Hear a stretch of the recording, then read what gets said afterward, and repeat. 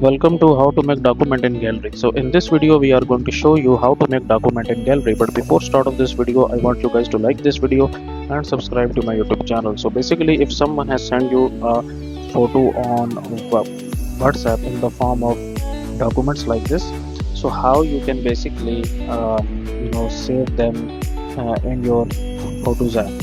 So first of all, you will open up WhatsApp and those pictures, and as you can see here that these are pictures here. Okay, so what you're gonna have to do, you will just download those pictures. Okay, after this you will open up those pictures, or you can basically select them all.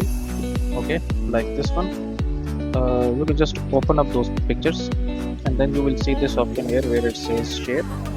And then from here, what you're gonna need to do here, that you will find the drive option. Okay, so what we are going to do here, that we will basically upload the document photo app onto the Google Drive, and then we will download it from Drive. And when we download it from Drive, it will be downloaded into our Photos app. So that's it for this video, guys. If you find this video useful, kindly like this video and subscribe to my channel, and I will meet you in the next video.